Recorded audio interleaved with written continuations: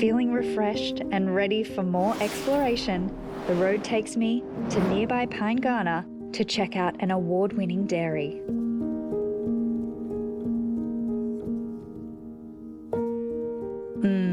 Cheese. Just what a girl needs after a floating sauna. Jane, can you tell me about the vast history of this area? So Pyengana Valley was settled in the late 1800s by 6 families who came out on the same ship from northern Germany and Scandinavia.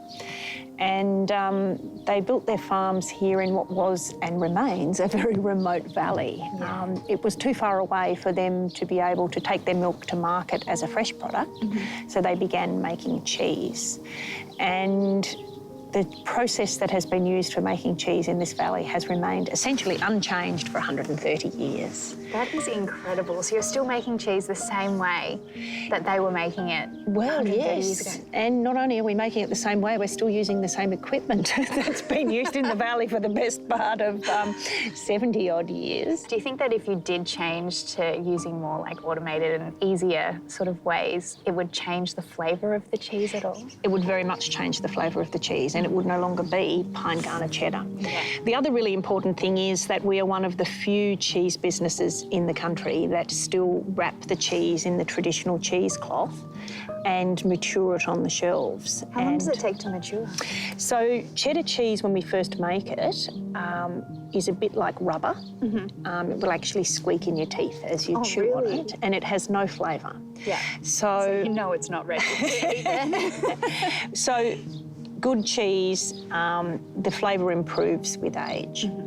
And so mild cheese is young cheese and strong cheese is old cheese. So the longer we leave it for, the stronger the flavour's going to become. So we'll mature it for 6 months for a mild cheese, 12 months for our traditional cloth matured cheddar, and then we have a very special vintage reserve, which you can see here on the shelf, on the plate, and that is 18 months to 2 years.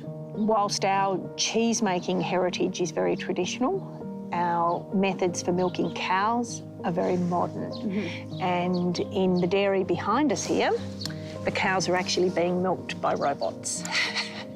And the cows get to choose when they come in for milking at various times of the day. I was seeing that before. Some of them were just wandering in and then they... So they wander in at will, and their reward is a back scratch, which you can see one of the cows engaging in right now.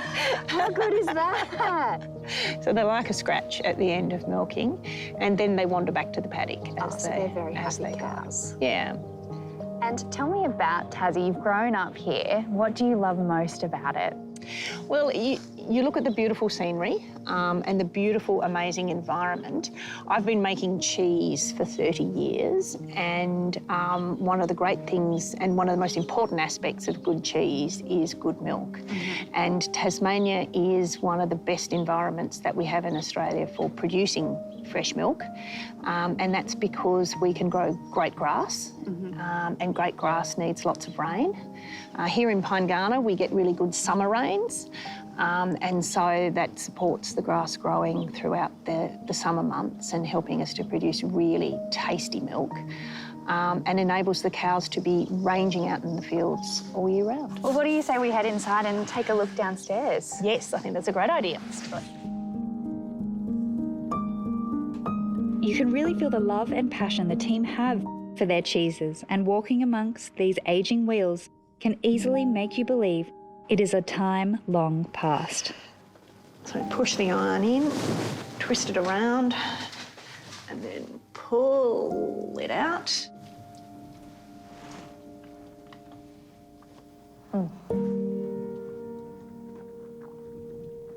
Yum. That's good. I'll just be taking this whole wheel with me.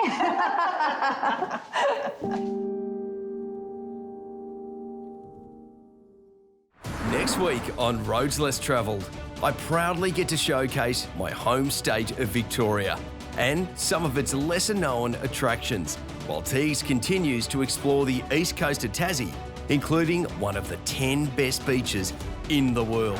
Look forward to seeing you there.